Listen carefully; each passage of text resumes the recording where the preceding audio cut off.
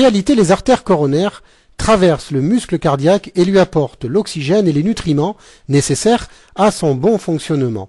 Voici l'endocarde tel qu'il serait possible de le voir après avoir traversé la paroi cardiaque. Cette séquence nous montre l'intérieur d'une cavité cardiaque.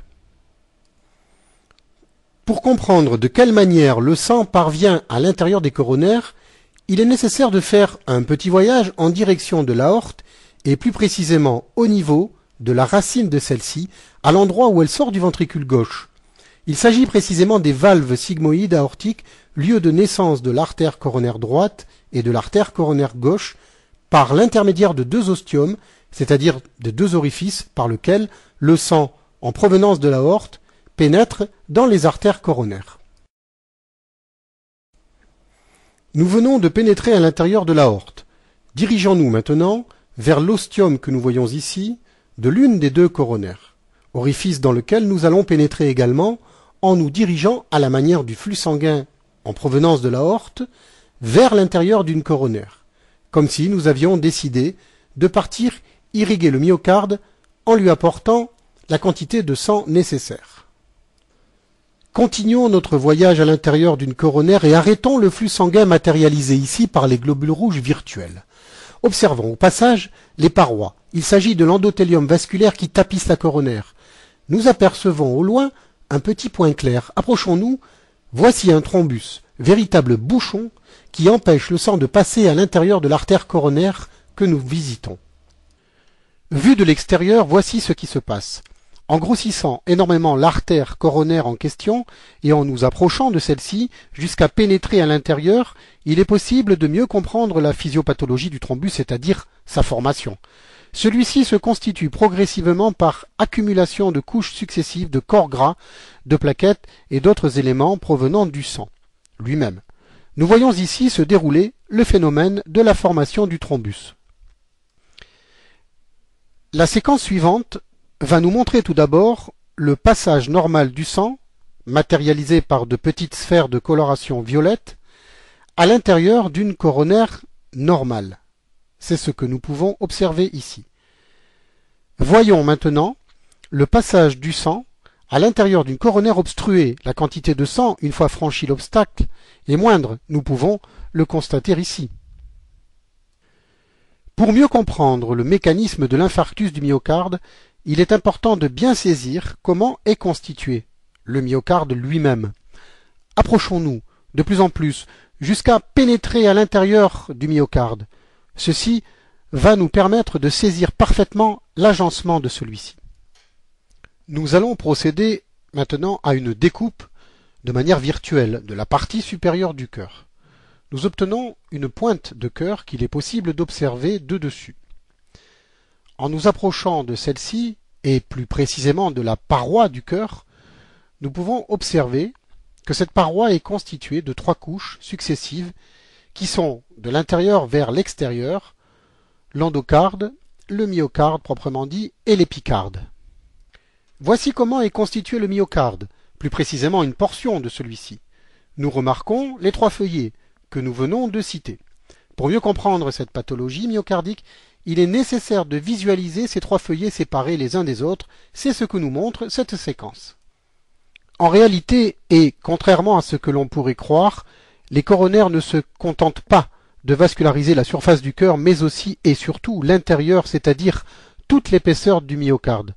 Nous remarquons ici que de petites branches des coronaires percent la paroi du cœur pour aller apporter le sang, donc l'oxygène, jusqu'au plus profond du myocarde. Imaginons un instant qu'une des coronaires soit obstruée. Le sang passe par intermittence dans les coronaires qui irriguent normalement l'ensemble du myocarde. Si l'une de ces coronaires est obstruée, et c'est ce que nous constatons ici, le sang ne passe plus et, en conséquence, le myocarde n'est plus oxygéné normalement. Cette image illustre un myocarde manquant d'oxygène. C'est ce que l'on appelle l'ischémie myocardique, autrement dit, l'absence de passage du sang dans une coronaire et consécutivement dans la paroi cardiaque. Les conséquences sont visibles ici. Voici la traduction clinique immédiate.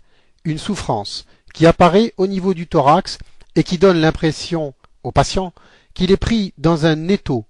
Il s'agit du signe clinique le plus caractéristique de l'angine de poitrine. Celle-ci préfigure, dans certains cas uniquement, l'infarctus du myocarde. Le plus souvent, le patient lui-même désigne sa douleur.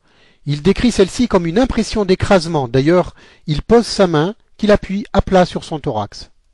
Le patient se plaint parfois de douleurs dans les mâchoires ou encore de douleurs dans le bras gauche.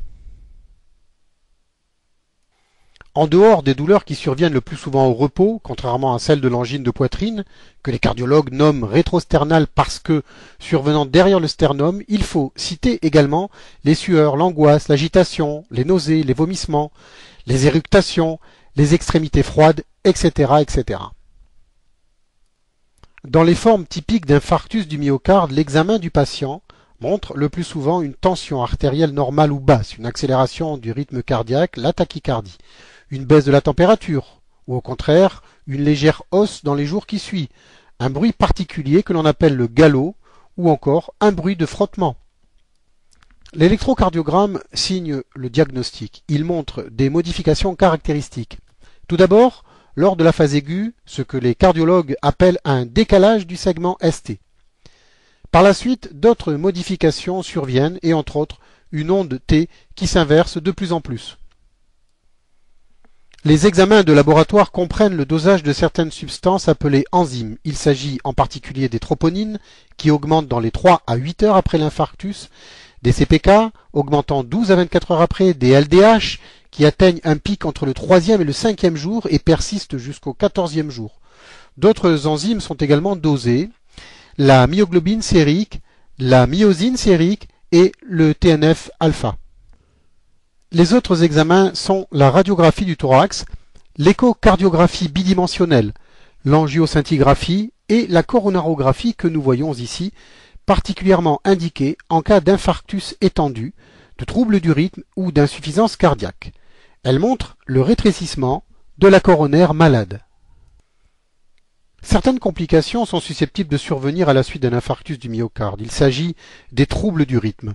Ils surviennent surtout pendant les premières heures ou jours et sont une cause de mortalité. Les autres complications sont les mauvais fonctionnements de la pompe cardiaque, c'est-à-dire l'insuffisance cardiaque, et les chocs cardiogéniques. Le traitement de l'infarctus du myocarde comporte des antidouleurs, le plus souvent de la morphine, des médicaments à base de Valium pour lutter contre l'angoisse et l'oxygénothérapie.